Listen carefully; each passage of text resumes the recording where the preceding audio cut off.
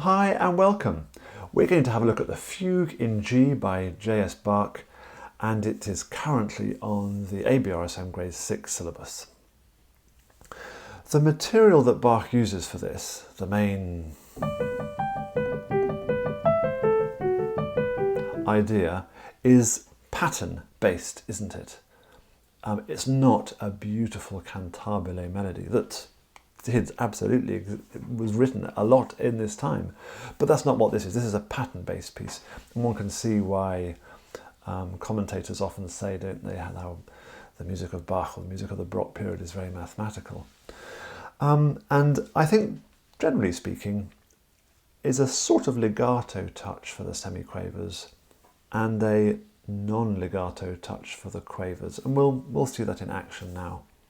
Now, in the middle of the performance video, I play through this piece at a slowish tempo, but of course there's no commentary from me. So now I'm going to go through it and we'll talk through the details as we go. Nice and steady for now. So the fourth finger gets quite a good workout. My fourth finger is very weak, and I'm very aware of having to use it a lot for that pattern. I'm also keeping my hand, as always, very relaxed, and you notice how I'm not afraid to rotate my wrist a little bit to the high notes. I'm doing it very naturally. It's not a contrived thing, but it somehow is helping my hand to relax. And then the same melody comes in the left hand, so Fugue.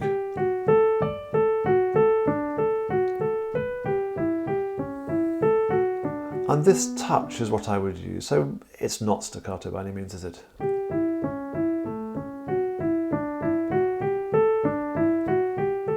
then the third entry. Yeah, do we need to bother with the first finger on that D? And notice I'm doing the second finger on the opening D. It just produces a stiller hand. Again, a great workout for the fourth finger here.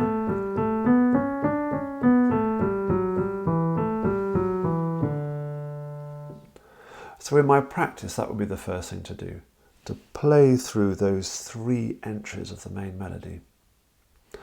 And then let's try and add in some of these quaver lines now. Now, in the articulation in the associated board, absolutely agree with them. They've given us a choice here, haven't they? We can do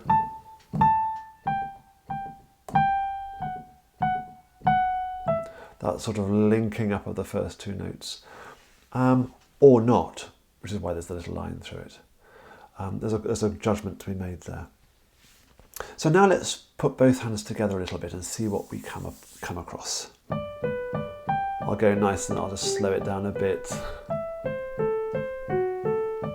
So relaxed hand, legato.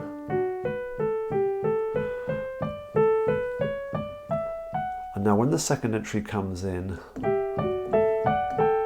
we're very acutely aware that this is important things happening here, important melodic things happening here as well, and we're playing lines of music. We're not playing chordal accompaniment over melody, and it calls for quite a different approach. I naturally find this very difficult. I find doing contrapuntal lines really tricky, so I have to practice them really slowly, just because, frankly, I'm just not that bright, so I've got to give my brain a chance to work out what on earth's going on and what I've got to control here. And I do feel a sense of leaning at the first beat of the bar.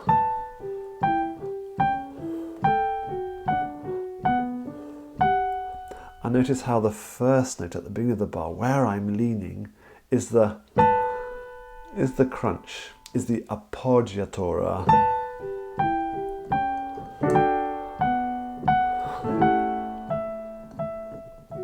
Yeah, and we want to bring that out, I think.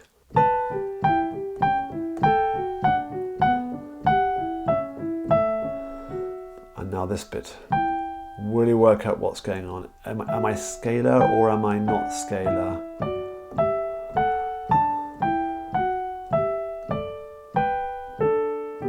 Now that particular little join, bar 14 and 15, will definitely need to work out.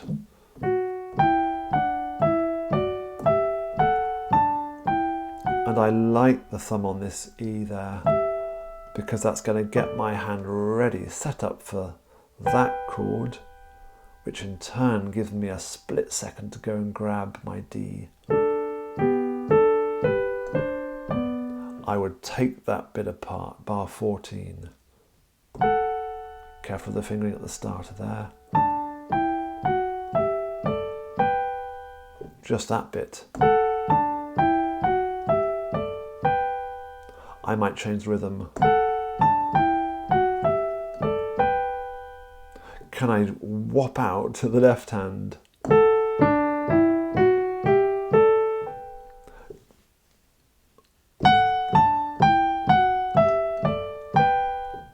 It's a good way of making sure that both hands know exactly what they're doing. Let's carry on. Again.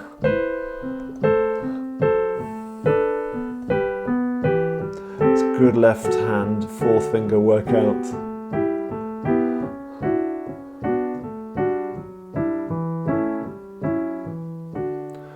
Which takes us, in my mind, to the end of that first section there, isn't it? We've had all three entries of the main melody. And the fingering for these chords coming down in the right hand. Yeah, the fingering they've given is very good. I don't think it's too tricky, so I'm not worrying about those fingers there too much. And then let's carry on.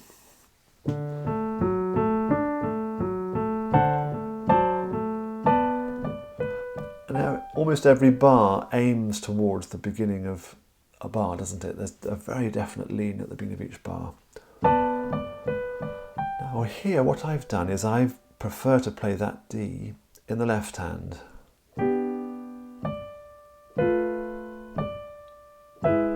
That's what I'm doing there.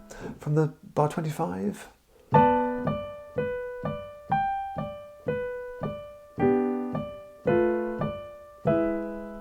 It avoids this right hand having to swoop all the way down there to play the D. I find it more comfortable. And then let's carry on.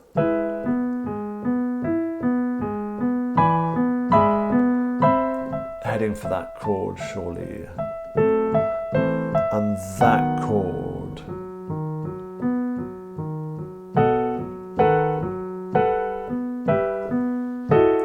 That's a tricky issue there, isn't it?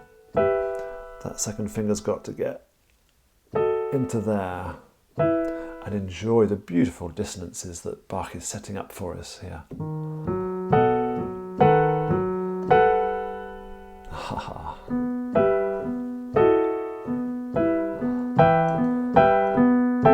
Which again is why it's so good to play it through slowly. It's only when you're playing it slowly you really hear what he's doing. And because I just enjoy it so much.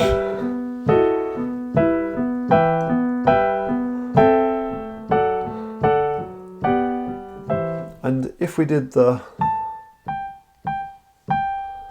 the second line, I think we should try and do the same here.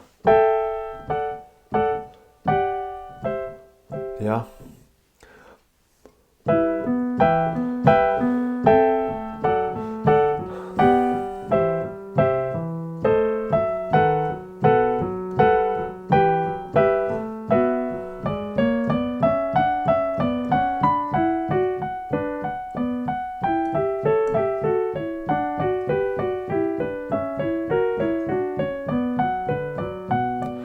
All of that section, I'm just sort of quietly playing it through.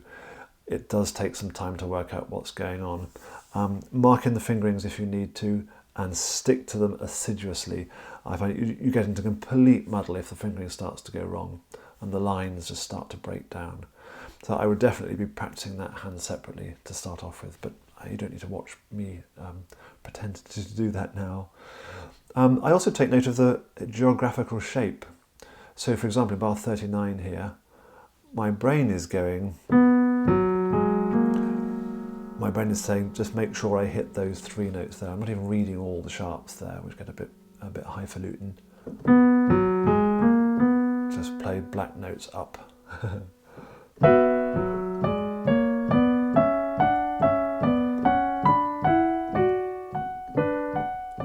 And because we've said quavers are slightly detached, that's exactly what I'm going to do in that bar.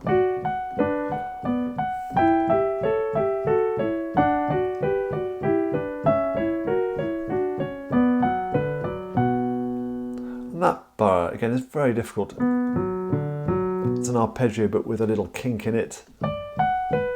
That's also an arpeggio, a broken chord figure with kink in it. And combining the two, it's very difficult to get the wrong pattern there. Don't be afraid to drill it. And a good way of practicing this kind of music is to play it in different ways, a bit like what we discussed before. For example, I might bring out the left hand.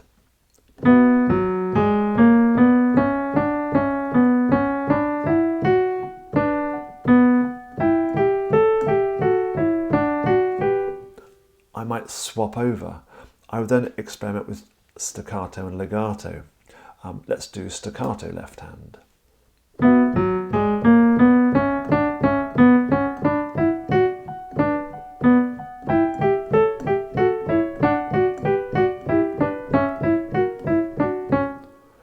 That really does.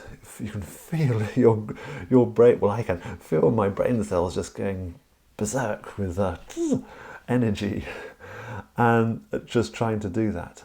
And changing the rhythm as well is another classic thing.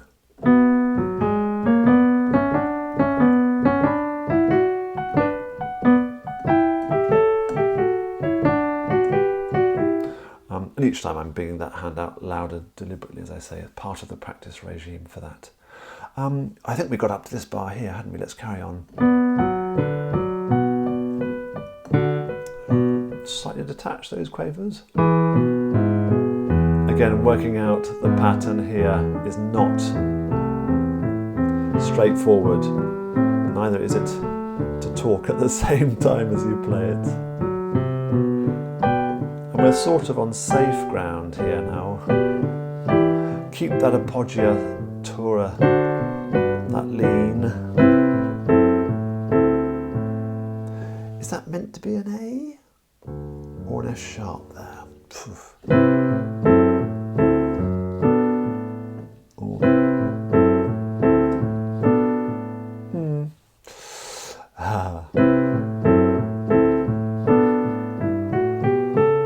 Whoops, no C sharps.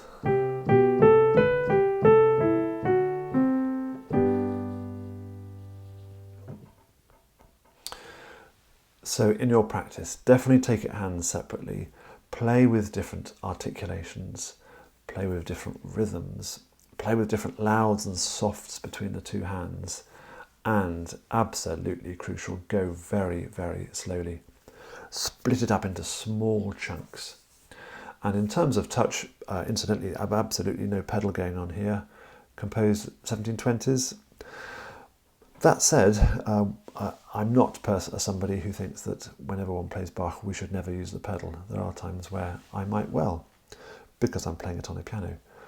But I think this piece isn't an example of that, and I would play this with feet firmly elsewhere. You can even play it standing up if your keyboard could go high enough.